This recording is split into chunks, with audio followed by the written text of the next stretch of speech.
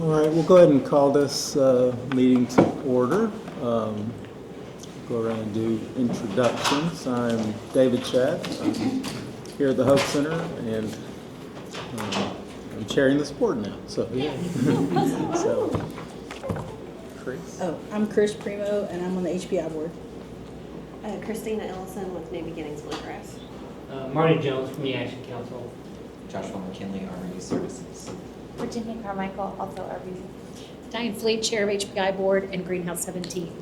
Katie Chef, Housing with Greenhouse 17. TC Johnson, Fayette County Public Schools, McKinney Vento. Hi, Amy DC, Sexual Violence Resource Center with Bluegrass. Megan Video, Sexual Violence Resource Center with Bluegrass. Erica Dominguez, Lexington Rescue Mission. Trainee Cody, Bluegrass Care Navigators. Billy Love, member of the board. Jackie Long, Mountain Comprehensive Care Center. Sherry Pennington, Mountain Comprehensive Care Center. Marissa Webb, COC Coordinator. Adam Kuhn, HMIF State Analyst. Jeff Herron, Manager, LFUCG, Office of Homelessness Prevention and Intervention. I'm Naomi Clue with Lexington Public Library. Thank you, everybody. All right, now we will approve the minutes from the December 18th meeting. So I'm sure you've all reviewed those extensively. So anyone want to make a motion to approve those? Well, I could be missing my name up at the top, but I don't see my name as attending, but I see my comments down below, so I think I was there. Yeah, I'm going to say you probably were. Unless you were I know. just telepathically communicating. We'll make that correction. Other corrections? All right, if not, is there a motion for approval? So moved. Thank you. Is there a second? Second. Thank you. This would be a full continuum vote, so any member organization can vote. All those in favor? Aye. All those opposed? And that motion passes. First item that we had after the approval of the minutes was some information about the 1915I RISE initiative. Representatives from the State Department of Medicaid Services have recently been in touch with me about this initiative. They are trying to implement this as a statewide amendment to our Medicaid plan. And so without having an ability to really know everything that they were planning, met with them just internal team and their team so that we had a better sense of what they're doing and how we could try to bring Lexington into that equation. So we'll kind of just go through some of the slides. I'm not going to go with each of these slides super in depth. Just want to make sure that you guys have an overview of what this initiative is. And that we are prepared to try to assist the state as much as possible to make sure that Lexington could be included. I do have a couple of thoughts that I think we should keep in mind. One would be, obviously not sure that we will actually see a lot of changes or expansion in this area at the federal level, so we should be cautious about our optimism.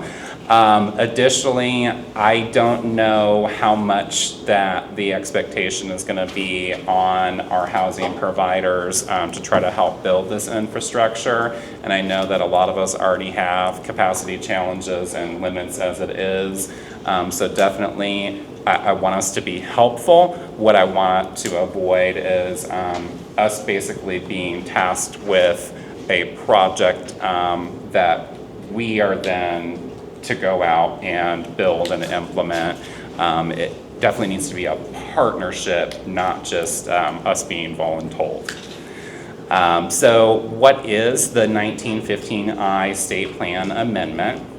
Several other states across the country have already pursued this. And essentially what it allows us to do is, as a state, identify target populations that then become eligible to receive home and community-based services. What the state envisions is that this would be a pathway for us to expand the availability of permanent supportive housing. Specifically, the target populations that they are looking at are going to be those that are homeless, those that would be at risk of homelessness, those in HUD housing, or those that are at risk of institutionalization. Really, this would be a measure to try to keep individuals stably housed and to keep them out of facilities by making sure that the availability of the supports that they need were available in the community and in the home. Some other information, just to kind of give you a sense of their timeline.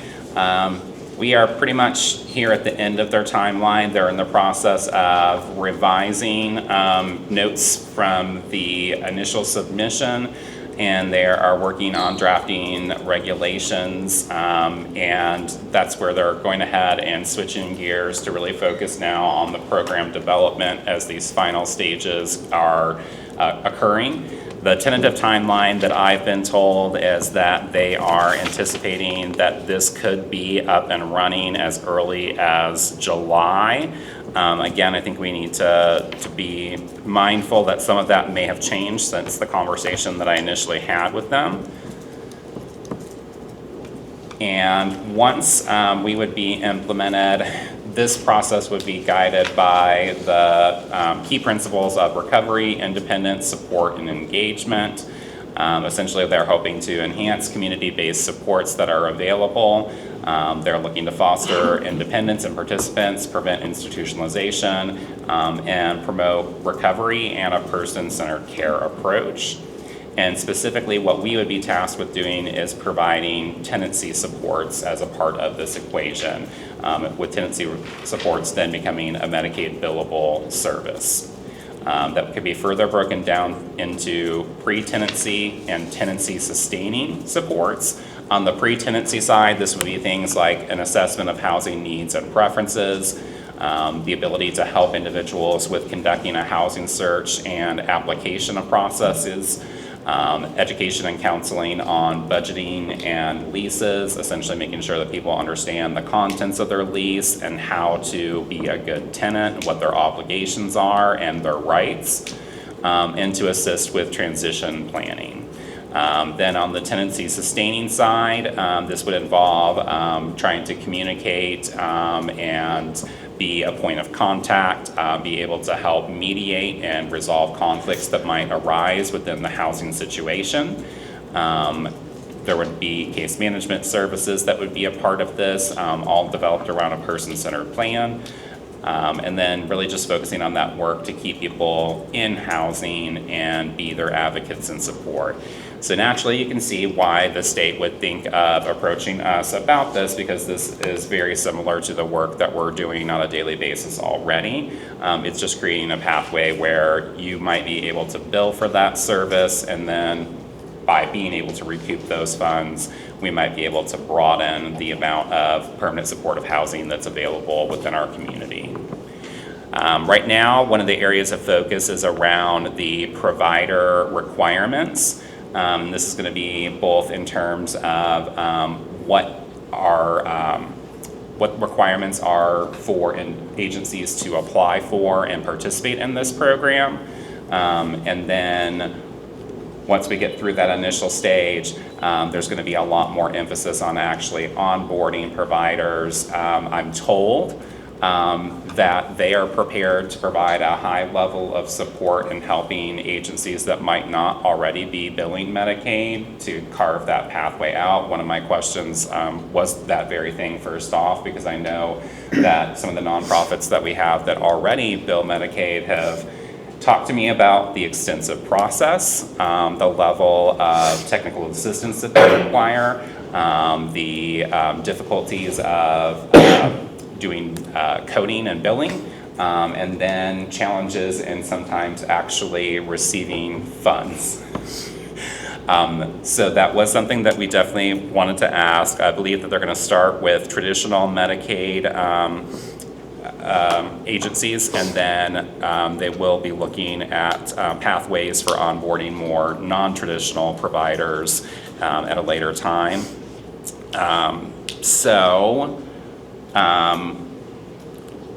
The next thing that I'll go ahead and mention related to this would be Just got a request from them around training requirements for staff at housing agencies.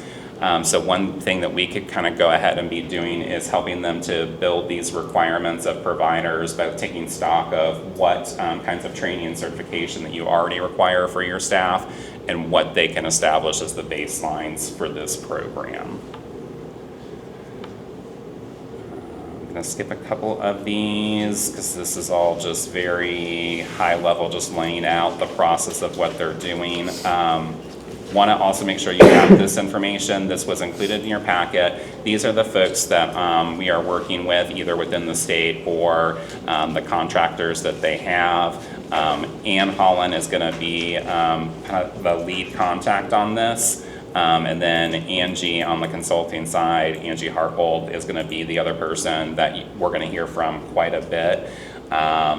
Wanted to go ahead and share this with you so that you can be familiar, because now when they come back to me, I'm going to be trying to include more folks in the conversation.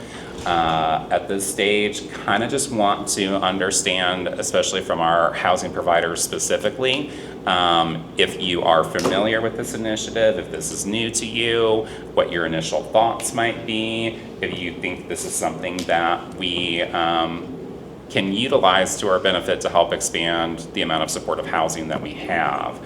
I do have a lot of questions about how this will look on a practical level, and those are some of the things I would like help in trying to identify so that we can raise that with the state and develop solutions. But for one, if I go back to pre-tenancy supports, I'm thinking about things like right now being tasked with the assessment of housing needs and preferences. I think about our coordinated entry system and the work that we're already doing to try to assess people's needs and get them onto a prioritization list for housing. And I know that oftentimes we have trouble recruiting participation or access points for coordinated entry outside of our homeless service providers.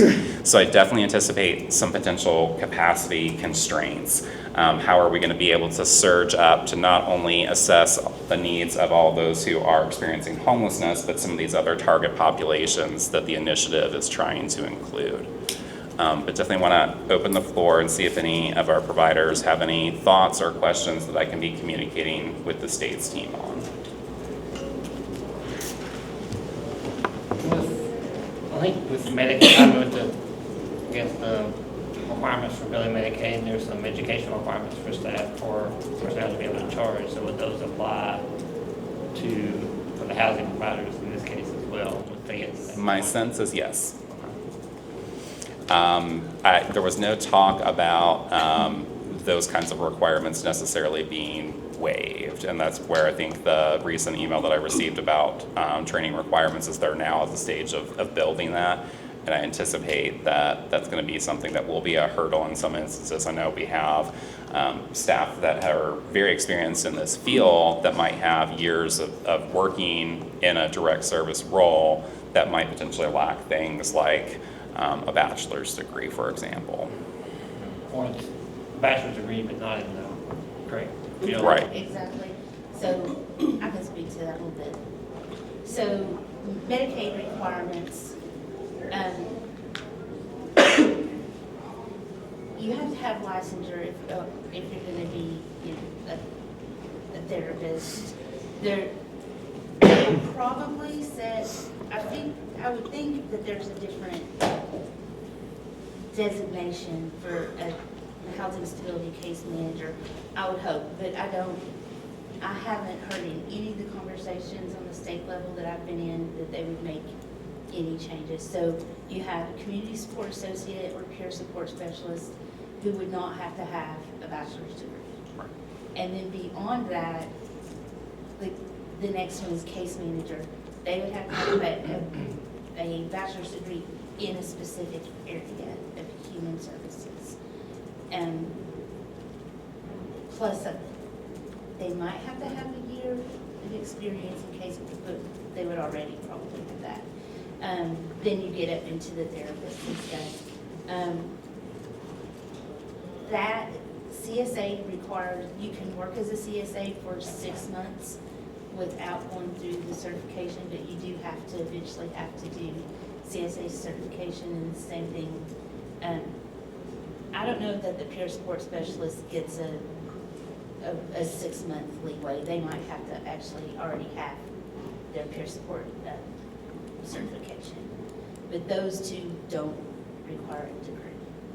And that is, but the other thing is you have to look at, and I don't know if they've got this set yet, but I would ask them, is what the reimbursement structure is, because it's The time going I to, spoke with them, they did not have that.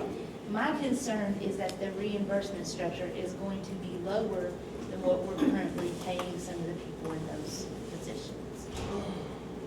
And that's where some of the agencies that don't already bill Medicaid might have some heartburn. That's my biggest, because the CMHCs have a billing structure. Yeah. Everyone else is gonna have to bill as a BHSO, Behavioral Health Services Organization, and that reimbursement rate's even lower than the CMHC. I also anticipate, I know, for example, with targeted case management, you typically have to recertify that like about quarterly in order to be able to continue providing that service. So what I don't know yet is what kind of frequency you would have to recertify the need for the individual to receive this service, or if there would be some kind of flexibility that allows this to not go through the same process that a service like targeted case management does. I feel like part of the purpose of this was to get around targeted case management in housing, because before this was ever applied for, we were, and before COVID especially, we were putting people into targeted case management programs, and they'd get housed, they'd be in targeted case management, and within a quarter, they were being booted off case management. And then we had asked, several agencies had asked the state for guidance because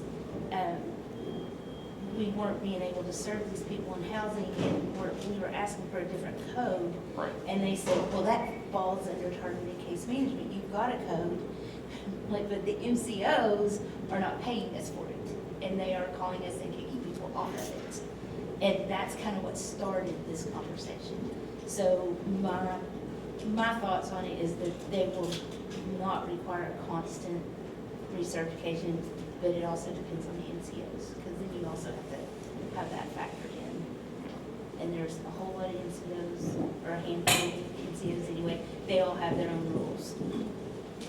So, I seem to recall this also was something that we had explored as a state probably about 10 years ago, because I was at New Beginnings when there was some training where they even brought in CSH to try to help people to get to the stage of being able to bill.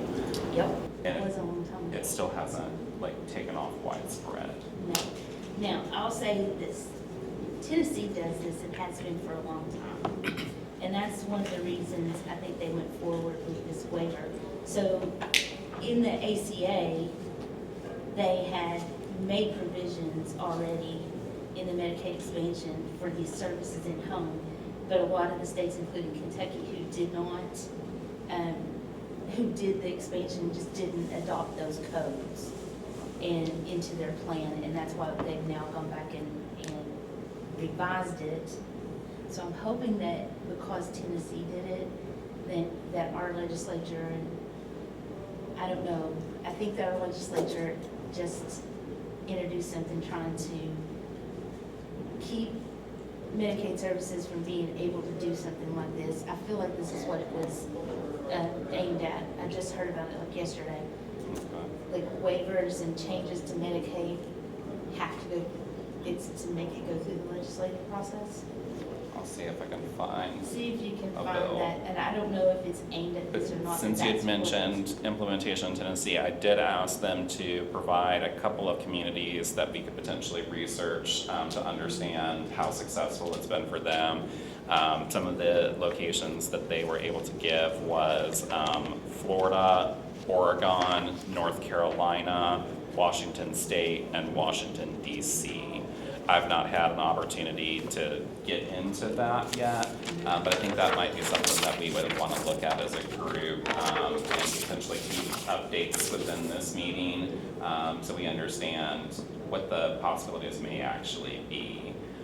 We do have a couple of, you all are billing and then We you all are, started billing and just getting reimbursed is a and then headache right now. you guys are, right? We can bill all day long, but the actual reimbursement is the challenge. Yeah. And also too, like Chuck said, with targeted case management, if we can influence how they're going to structure this, with TCM, it's very specific criteria of like the number of contacts a month, because it's billed as a monthly service. So if we could have it set up to bill more like a community support associate, which is event-based. Because I know there are a lot of services that aren't eligible under targeted case management, like for example, transportation generally is an area that they regulate really heavily. You have to be able to demonstrate. You connect clients with transportation resources. Yes. Nobody knows who that Like you have to really resource be is. able to establish that there was a need for the targeted case manager to be there for some other purpose, like advocating with a care provider, and that's very difficult to be able to do. That was one of the reasons that I knew when I was at New Beginnings that we were a little bit concerned because, you know, some of the activities that our case managers typically did and did extensively would not even be covered.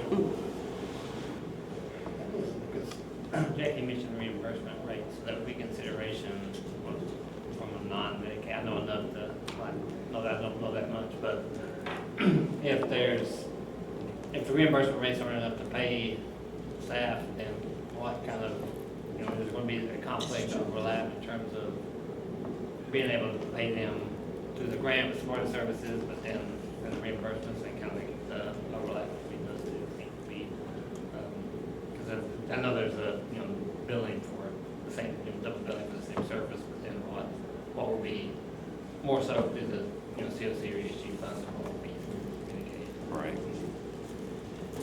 Right. Speaking of COC and ESG funding, I also am curious what this would look like in the context of our coordinated entry program and what the expectations are going to be around our ability to quickly serve somebody through coordinated entry programming when we all know that we are at a stage where we don't have enough housing resources to quickly serve everyone that's on that prioritization list.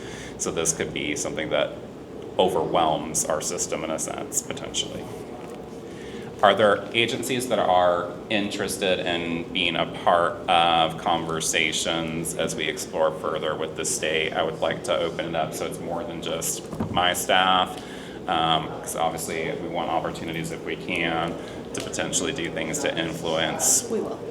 what the requirements are going to be and what the structure of this would look like. Yeah.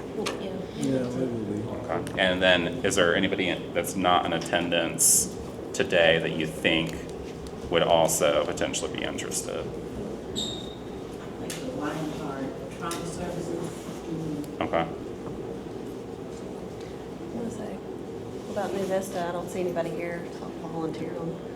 I figured they would probably, hopefully. Who does the home community-based waivers now? Like, who organized that? I would assume it was New Vista, but I don't know. That's what I would think. I'm not certain. They're full. Like, how much more money are they going to donate or dedicate to this? Because right now there's a waiting list, so pretty lengthy waiting list. So is this going to be a separate? I assume it'll be a separate pot of money for people under this part of the waiver program. But if we're competing with services for all the other reasons people get this waiver, I mean, it's kind of just an exercise in futility, really. So not hearing a lot of If it works, I think it would be great. optimism. Yeah. Like, I'm really excited about it, but we already have the set infrastructure, we're already doing it. my staff's already trained, we already have EMR. All it does for me is say, I can pay better because I can split my grant funds and the Medicaid funds and say, someone's dedicated 75% to the grant or 25% to the grant and 75% of it will be Medicaid. I have the ability to do that. It's the smaller agencies that haven't done Medicaid that might be complicated for them. Yeah, I agree. Yeah. I think the potential is great, and it could open up a lot of opportunities. But if you're not already billing it, there's a huge hurdle to get to that point. So I think that would be a difficult thing. And we've been, I think, just like less than a year, we've been billing for targeted case management, and we're getting practically nothing. It's still, after all the hoops of just getting I've able given to up do on it, it. it's.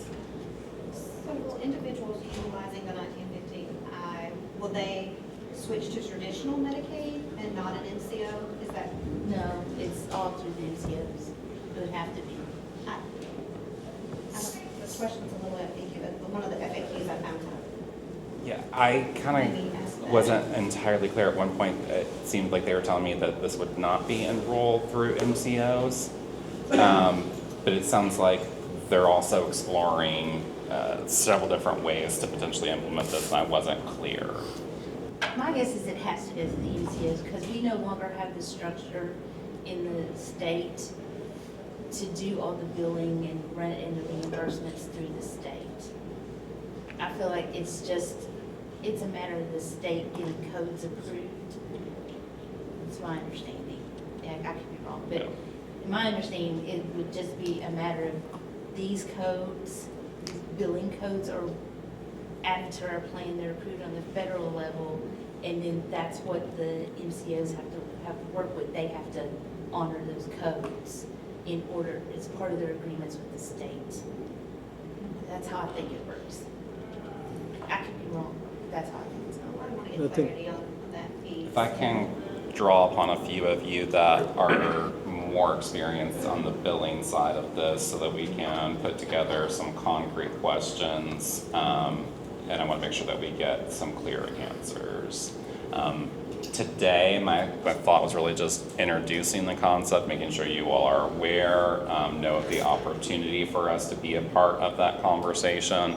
Because again, I think if we can influence things on the front end, it's obviously going to be more beneficial for us long term. Other discussion around this, because I definitely want to make sure that I follow up with a few folks in the room, but I also don't want to dedicate too much time if it's only applicable to a portion of us. On a related but different note, and I may have missed this, what happened with our onboarding curriculum training? So it exists. Could that be a piece of this? My training office thing? has not had the capacity with winter shelter to roll it out. Adam, as an HMIS analyst, has become a hotel shelter operator. Excellent, excellent. He's doing amazing. I just feel like I haven't We are heard anything just now back. at the stage of winter where we are finally in my office starting to have more of our time freed up. So that is something that we're really wanting to push out in the next quarter here. But that was a thought that I had too, is potentially if we can sync that onboarding curriculum with the requirements, we can create the pathway for people to be trained to those requirements. Although I'm sure that it would take going back and investing more money in the onboarding curriculum to modify it, because it's all, saving the technicalities of it, we only have limited ability to modify that LMS without having certain software that would be costly for me to obtain directly. So I imagine there would be some modifications, but that's definitely an option for creating that curriculum pathway. Because we actually, Anita did a targeted case management curriculum, like the core and then the SMI and SUD competencies that she got approved through the state. And I think either she did submit or is working on community support associate, one that we could help provide that info to, that's got all the regs needed to be met. We are, and we've got CSA training and peer support training and all that also that we can pull from. It's already approved. Thank you all. Definitely appreciate some initial questions for us to explore and some additional ideas about how we might potentially be able to participate. And that's going to bring us to continuing business. So first, I'm going to give Marissa an opportunity to give updates on lived experience engagement. Thank you. So as Jeff has mentioned, right, our office has been pretty deep in winter shelter, and because this was a model that we shifted to from the year before, and have, I'm sure a lot of the folks in this room who are involved with winter can express that there have certainly been some challenges for us as providers. I know, like, I had a provider yesterday reach out to me and was like, here are the things that I'm struggling with. Sorry, here's actually why I called. And we want to bring that to our folks who have been participating in the winter shelter too. What were some of the challenges that they have experienced? What are some of the ways that they have received support? And what were the positives and negatives of their experience within this model? And we want to do that early enough so that way if some folks do say, you know, I have been looking at some various apartments and I've been applying and maybe I need some of those initial move-in costs, we can try to help facilitate that early enough so that they still have some stability before we are having to close that program. So we're looking at mid-March. Going out to the winter shelter and going out to those 2 hotels and trying to solicit feedback from the program with the intent of hopefully it not just being like, here are all the things that are wrong with the program, but really trying to use that as a learning curve, learning opportunity, and also incorporate that feedback with the data feedback that we plan on providing for the community after winter, right? So having some of those anecdotal evidence as a part of that report and really kind of bringing it home, right? These are the numbers, here are how folks are feeling and how those numbers correspond with that. So mid-March, we definitely will let all of our winter providers know when that is taking place. And we also will have flyers to be distributed. I know I mentioned this every time we talked about lived experience engagement, but I want to bring it up here once more, that one of the biggest guarantees that we've seen in actually having folks there and engaged in providing feedback, and not just feedback, but also progressing forward, is making sure that we have some type of compensation. It's really important that we are compensating folks adequately for their time, their thoughts, their experience, and that it is meeting the level of the ask that we have. And if any providers would want to partner to make it a little bit more flexible, then we, OP, have capacity to do to make sure that we are adequately compensating our folks with lived experience. Please talk to me. This is not just a Lexington COC problem. I was in a call with other folks who are conducting, you know, lived experience and engagement committees, and they all said that that was one of the biggest hurdles. So if there are any providers that would want to partner just to make that more flexible for us, that would be really great.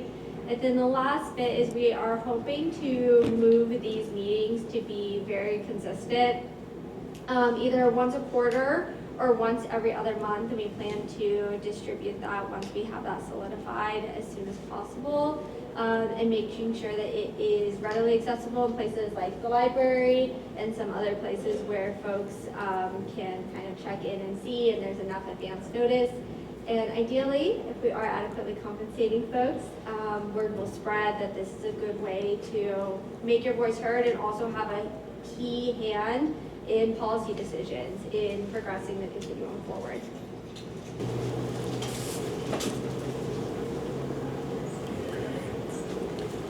Anybody have any input?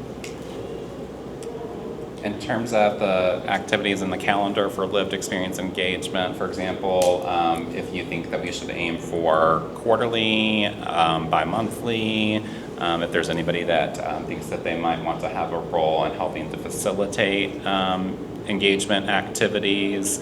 I think one of the things that Marissa was kind of alluding to in terms of flexibilities is, for example, I, as the LFUCG, am not going to be in a position to do something like make cash payments to someone.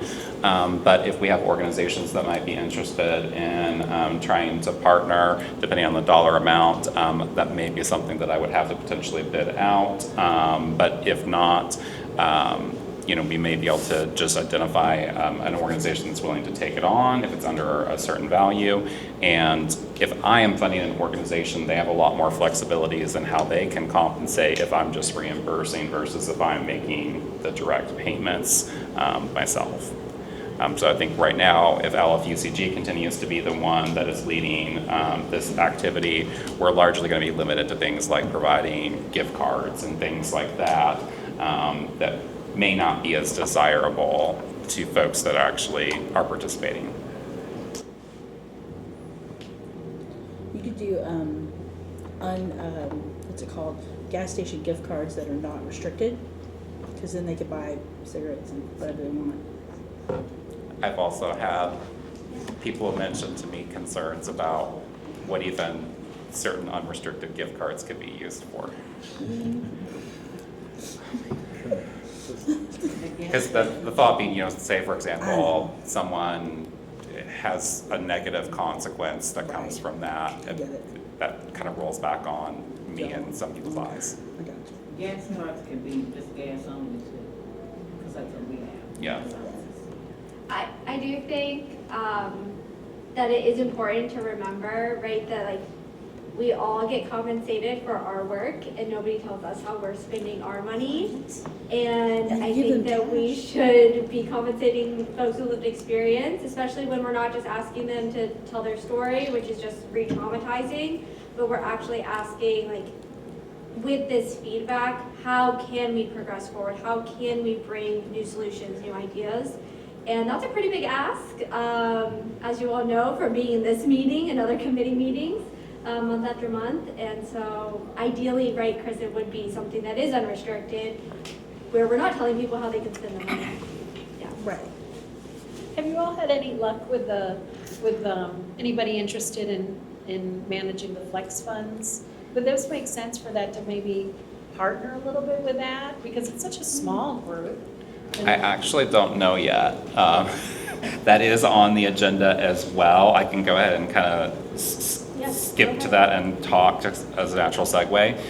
So right now, my office has 2 active RFPs that are on the city's Ion Wave platform. One of those is for potential operators of the Housing Flex Fund that we've been talking about over the past months and working to develop. And the other is where agencies can submit an open application for program funding under our professional services limit of $40,000. That second RFP was my strategy of, if I was to go above $40,000, I would have to put out a specific RFP where you would all bid on the same thing.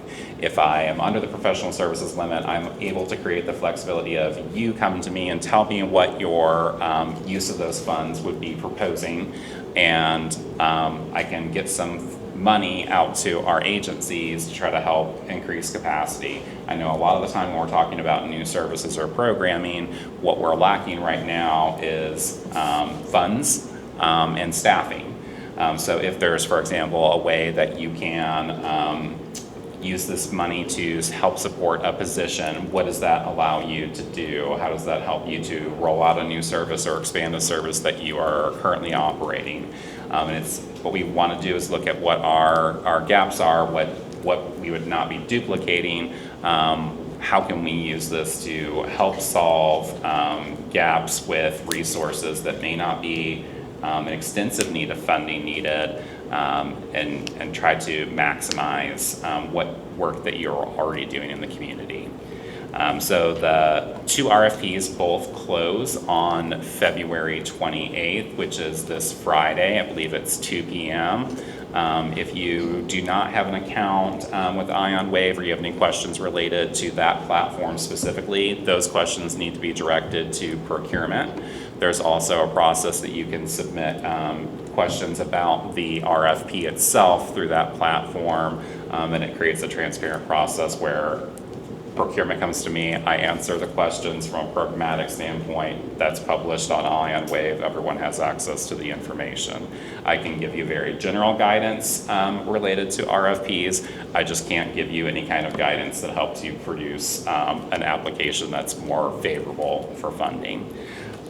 So since our last meeting, I did include in the packet an initial policies and procedures document for the Housing Flex Fund, incorporating how this would work within our system, that it should be a part of how our entire system approaches housing, that we should be engaging people in conversations about their strengths, what they feel would end their homelessness, what they think would help them to maintain housing long term, and identify opportunities where is there an opportunity where financial assistance alone may more rapidly end someone's homelessness and prevent them from doing something like wait on our coordinated entry list for a lengthy period of time until one of our grant programs is able to house them.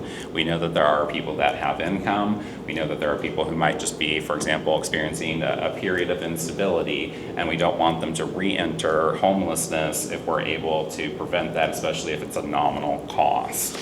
There is going to be an expectation that we would all operate under these shared policies so that there's not necessarily going to be a situation where, say, the rescue mission's administering this program one way, Mountain Comp's doing it another, Community Action Council's doing it another, and all people want to come to Community Action Council because they like whatever Community Action Council's doing. It's easier, they get more assistance. This sets some baselines. And allows us to say, you know, that the assistance limit's the same regardless of what agency that you would approach, and the eligible cost would be the same. But we can use this to help really understand what our outcomes are, and we can modify these policies as needed moving forward. Essentially, as an office of 3, I just know if people are looking to me to process payments directly, it's going to be really difficult with the work that we're already doing for me to quickly review, approve, process payment on all of those. So my thought was trying to push this money out into the community to folks like emergency shelters, outreach centers and teams, housing providers, folks that are already doing this work, so that it essentially shouldn't be creating a lot of additional work for you. I think that would be ideal if it's access points that are natural and organic. Some of the uses of funds that are going to be eligible and some of the participants that would be eligible might be more flexible than other financial assistance sources. To start, I carved out HUD's homeless definition, including categories 1 of literal homelessness and then category 4, so incorporate those who are actively fleeing domestic violence. Those that are at risk of homelessness under HUD's category 2 definition. TC, I was thinking particularly of stuff like your families that maybe would be in a situation where they're very close within like 14 days of being in a homeless situation. I know that we have prevention in the title of this office and board, but traditionally we've not had a lot of resources to do extensive prevention work. I wanted to try to create more pathways for prevention. And then I also included those that have been housed permanently with assistance through a program within the last year as a mechanism for us to prevent returns to homelessness. Currently defined as eligible expenses would be move-in assistance to include reasonable rental application fees, security deposits, pet deposits, utility cost, including either connection cost or past due payments if those are preventing utilities from being secured in a new location, renter's insurance if it is required to secure housing, essential home furnishings, one-time moving costs such as the cost of a moving service or storage fees for a limited period, or other housing expenses required for move-in as approved by this office. Want to give you some ability to cover some of the additional fees that we see rolling out for move-in, but also want to make sure that we do that in a way that it's reasonable and we're not necessarily pouring all of our funds into fees where someone may ultimately not get approved and move in.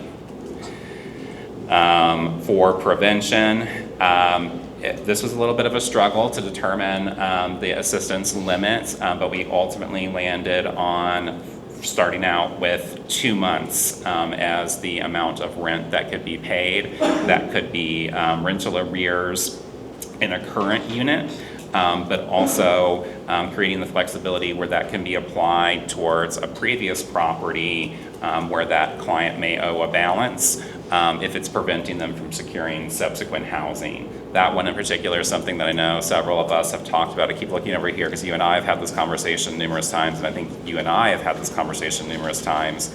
We've had a lot of opportunities where we have a voucher or rental assistance, but because of that past due balance, we can't find a landlord willing to say yes to that client. It can also be used for things like relocation assistance. That could be a bus ticket, airfare, or gas. And that would be intended to help that person to access housing in another community, kind of similar to what Rescue Mission does with their Ticket Home program. We don't want to be the community that is sending someone to be homeless in another area, but if they truly have a better, more stable opportunity and supports, how can we facilitate that? That is much more beneficial to the individual and also more beneficial to our community than that person residing here homeless and accessing costly emergency services. And then there's another category that would include things like the cost of obtaining critical documents, bus passes for local transit for a time period, items needed for specific employment or job training, and then things like essential home furnishings. Right now, we have kind of carved out an initial limit for single adult households of $2,000 and for households with minor children, $3,000. What we were trying to do with this was essentially increase this above what financial assistance resources are already available in the community, but keep it at a low enough threshold that we don't think that we would exhaust all of our funding extremely quickly. The city having operated the Housing Stabilization Plan along with Community Action Council, we have a lot of information available to us about how quickly you can spend through financial assistance funds, and sometimes it doesn't keep everyone in housing. So we didn't want to make this limit so high that we burn through all our funding and still see the same result. We can always look at the RFP does have language that this board will control these policies and procedures, so we have the ability to come back and we can modify them if we think that we need to change those limits. But for example, right now, community and resident services cannot pay costs that go up as high as $2,000 or $3,000 in past due rent or utilities for a household. So this is still a benefit over what we currently have available. Were there any questions about the Housing Flex Fund policies, or to the extent that I can answer them, the RFP? I think it's great. I had a question regarding the winter weather somewhat assistance, but it might kind of fit in this too. If I was working with someone and they were interested or they had a job and it was in Moorhead, could that money be used for rent and deposit in another county? Or do things need to be sort of stay in Fayette County? I'm definitely willing to consider if there is not. I just want to make sure that staff are doing the work to verify that it is truly a viable opportunity for someone. But if that's more beneficial to the individual, I'm willing to consider that for the winter shelter assistance. But I wanted to do due diligence and kind of even see if it was even worth going on that thing. So so I'll see how. Last how possible it is. winter, we did use some of the winter shelter assistance funds for a couple of placements. I know several through the rescue mission. There was a community in Moorhead that was taking some folks that needed a higher level of care. And so that was a way that we can get them into a more appropriate environment. Yeah, okay, great. It's definitely willing to take a look at this. For winter shelter, kind of just reviewing those internally on a case-by-case basis, just to make sure that, like, does this individual have enough income to reasonably support the contract rent that they would be committing to, so we don't make it more challenging for them to obtain housing because they're going to be evicted, things like that. But definitely want to be as flexible as possible if it helps benefit. Perfect, thank you. Hopefully on Friday, I will find out that somebody has applied to administer some of these funds. But again, I'm open for any questions that folks might have right now. We are a chatty group today. All right, I guess then we'll bounce back up on the agenda to program standards updates. Marissa? Yeah, thank you. So we are gonna pull it back to program standards updates. Before we get into the item that we need to vote on, our next meeting is going to be March 26th at 1:30, and that is for street outreach. So if you have a street outreach project, you hopefully just received an email from me prior to this meeting saying we will be meeting, here's the documents, please be prepared. If you did not receive that email and you expect that you should have, please just catch me after this and I will make sure that I include you on that email. That way you can get all of the updates and also know where to go for that meeting. Other program standards, our next advocacy meeting, we should expect those PSH standards to be presented here and be voted on. I think that we had a meeting while I was out of office, and then I think winter took over all of our lives. So we're bringing it back, and I plan to provide that to all of our partners with ample time. That way they can review. I can also catch up and review, and we can make sure that we bring it to this committee while it is hopefully fresher on our minds than after the little hiatus that we've had. Which brings us to our rapid rehousing standards. They begin on page 16 of your packet, and we did a lot of work, especially with the feedback that we received from last year's standards meetings, trying to make sure that these standards are both a reflection of the lived realities of our programs that participate in rapid rehousing projects, as well as where we want to see our continuum move forward to. That way we can continue to raise that floor, knowing that these standards are not the ceiling and that we can go above and beyond these standards, but wanting to make sure that we are all on the same page. These standards serve as a guide, right? A guidepost for what clients can expect when they enter into a rapid rehousing project, and also for providers and projects, or for any programs who, any organizations who maybe want to apply for a rapid rehousing program, that this is the baseline expectation for here in Lexington. So I'm happy to open the floor for any questions, comments, and concerns. I think that the biggest change that we made, and that you'll probably continue to see in our program standards, is that we wanted to make explicit values that our continuum had, and making sure that all of our standard and criteria then reflected those values.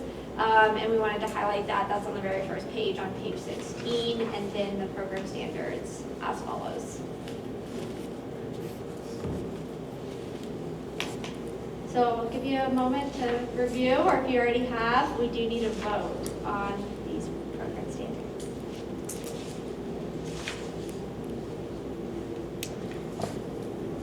Anybody have questions, or? All right, does anybody have a motion to approve? Any second? I said, Chris seconds. All in favor? aye. Opposed? All right. Rapid rehousing standards have Thank you passed. all so much. And Josh, I know you'll probably want to have somebody from your team make sure that you're familiar with these, because these are going to be kind of some basic guidelines that we all agree to, and then we will make sure that we reach out to identify who you would want to be the representative from Arbor as we review the standards again. We also do that process for emergency shelter, street outreach, and permanent supportive housing. So we can loop in Selena, then whoever you'd want for the TAY shelter and emergency shelter standards. All right. Other issues in public sharing? Anyone have anything to share? You're right, very, very chatty. Nothing formal to share, but if you did not sign in, please do so right over there. Public sharing, I don't know how many of y'all know that this week, well, last Tuesday, our office was notified that there were several apartment units on Devonport that were condemned by code enforcement. So that plunged us into about 50 families with school-age kids that have to find relocation. And there are another unit on the other side that's potentially coming. So that we have been boots on the ground. How's it going so far? It's going pretty good. Yesterday, we had quite a few families that came for intake with community and residential services. So Yeah. we were there. Our translators from Fayette County Public Schools were there to help with translation for several of our families. Today, I got a call from Lexington Housing Authority's vouchers. Their funding's been cut. So we had some potential pending vouchers there, and so we can't use those. Do you know what voucher program specifically is I think impacted? it's the fair housing vouchers. Is it Fair Share, maybe? Yeah. I think they kind of use that terminology with some of their vouchers that aren't attached to a particular program. I'll get some more information from the housing authorities. My question that I'm immediately thinking about is what other programs might that potentially impact? Because I know that we have things like mainstream vouchers that several of our providers work to get folks with disabilities housed on that are either homeless or at risk, and that's one of our primary kind of pathways if somebody is maybe potentially not going through our coordinated entry system. Definitely need to understand that impact. Mainstream vouchers have stopped. They have. Yeah, there was a brief window of openings. We got end of last week that they were no longer accepted anymore. But it's because it's full and not Yes. that it's been. Yeah, full, sorry, not Yeah. gone. Yeah. Okay. But again, the only other resource we have. It's not a resource that's available Yeah. this time. Although it was on the list of programs to be cut initially, right? I'm pretty sure Isn't mainstream everything on the vouchers- list? Well, yeah, Everything that we do, I feel like, is on the Yeah. list. for I sure. think we all feel personally attacked. Other kinds of public sharing, I'll just kind of throw out a couple things that we have going on. We're continuing to work with EHI consultants on our shelter feasibility study. We expect that to be completed in the spring. Right now, we're trying to find space on council schedules to get that presented to the council and public. I think right now they're going to look at trying to present it within work session because a lot of the committees have calendars that are full all the way out into summer. I definitely anticipate that we may need support from our partners when that is presented in council, so that we can get the support that we need to move forward in establishing some additional interim housing. I don't think anybody's going to be surprised that we are going to have many council members that support it. We may have some that may not support it, particularly if it maybe ultimately is recommended to be within their district.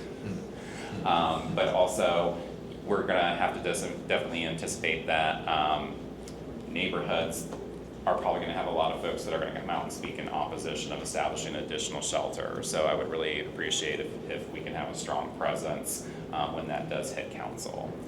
Other things that kind of just want folks to be aware of, we continue to right now have access to funds federally, and we had a recent HUD all grantee meeting that was fairly positive, I guess, for the current climate. But I do continue to still have two major concerns in our area. One being that we still do not have full approval on fiscal year 24 Continuum of Care awards that we announced back in January for our community. That's $2.55 million in housing and supportive service dollars.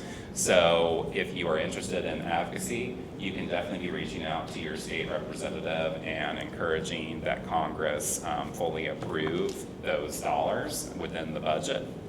The other concern that we continue to hear a lot about is potential staffing cuts with HUD.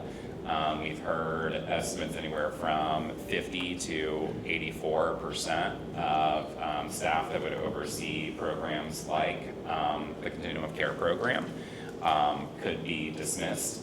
That would create a lot of hurdles for us in terms of loss of technical assistance, delays in execution of contracts, delays in reimbursement of funds. And I'm also nervously hoping that we are not in a position where we have to try to find local dollars that can pay rent if our COC recipients are suddenly told they can no longer do so. So also encourage your representatives not to fire all of HUD so that we can continue to operate. Jeff, I had emailed Danielle a couple weeks ago, the field office, because our strategic grant is coming up for renewal March 1st, just if they had any concerns about whether or not it's going to be approved. So I think what she would share with me is, I guess, the continuing solution is sort of the big step. And so HUD can't issue those until they have a budget. And so Yeah. if that's resolved by then or before then, it's at least another 60 days or more before they can issue grant agreements, or probably like this closer to June in terms of time. I have a new practice on my way to work because I have a 30-minute commute, so I call my legislators every time. So if anybody wants the number to call Washington, it is 202-224-3121. And if you feel inclined to call your state folks, I call them as well because it's a 30-minute commute, 1-800-372-7181. I'm a frequent flyer with the phone number. The National Alliance to End Homelessness also has a really handy tool on their website that you can go in, and it will identify your state representatives for you, and with a few clicks of a button, it will help you send a message on this subject directly to them. I already took that step and got some form responses back. Also, your comment made me think about something else that was shared with us from the all grantee meeting. Hopefully everybody that's funded was able to attend, but if you weren't and you have an annual progress report that would be due anytime soon, you may want to go ahead and try to get that submitted. They did caution us that there is a potential government shutdown if there's not agreements that can be made, and their concern is that there might not be somebody in the office to actually review your reports. So if you have something that's going to be around the end of March, beginning of April, to the extent possible, you might want to try to go ahead and get that APR submitted. Yeah, and at the end of January, not only, when they did the shutdown, not only did ELOS go down, Sage went down. And last minute Lucy. You were actively working in it, weren't you? I was typing, and it went away. And I was like, oh no. That's crazy.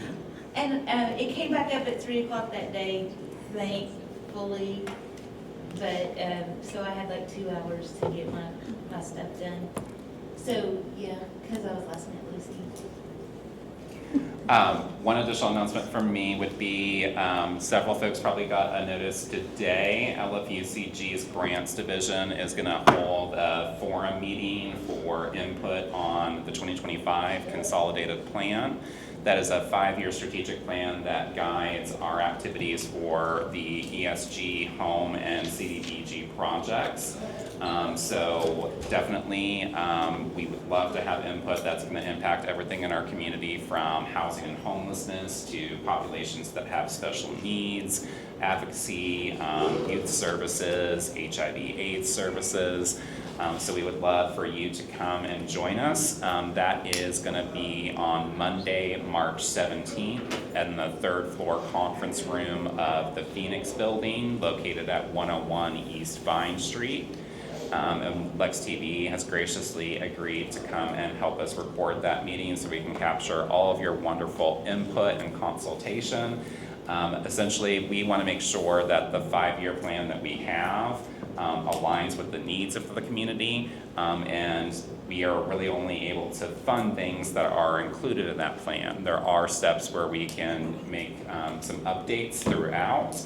There is an annual action plan each year, but we want the initial plan to be as in alignment with community needs as fully possible. There's a broad variety of stakeholders that have been invited, pretty large capacity in the room, so we hope you're able to join us. What time did you say it was? It's gonna be 1 to 4, and I actually don't know, I might have left the time off. I think I was so busy with the date and the location and the You did well. address. Yeah, 1 and it's to St. Patrick's 4. Day. I would treat you to a green beer afterwards, sir. Come on, okay. We can make it happen. Okay. Any other announcements? Community Table Talk, March the 21st, and we're gonna be hosted by Davis Park Workforce Center from 9 to 12. So any community partners are welcome to come. Anybody else? I will say the building by the shelter, the new transitional housing Veterans Edition, it is supposed to, we should have like occupancy of it probably first week of March, so it will probably be ready to open maybe that 3rd week, St. Patrick's Day. That's what reminded me of it. So that will be transitional housing for veterans on the 1st floor, and then the 2nd floor for transitional housing for shelter programming. So it's in total 72 beds, 30 are allocated for veterans, and so the other 42 will be for shelter. Now this grand plan to use the old veteran space to develop more mental health services in the emergency shelter. So. If you needed any funds for that, you could write an RFP. Beautiful facility, by the way, if you get a chance to check it out sometime. Got an opportunity to tour that with the Mayor and Commissioner Lanter, I want to say a week or 2 ago. Really, really nicely done. Really excited for those additional beds. Yeah, it's gonna be nice. If we don't have any other announcements, our next meeting is going to be April 23rd here in the same room. Is there a motion to adjourn?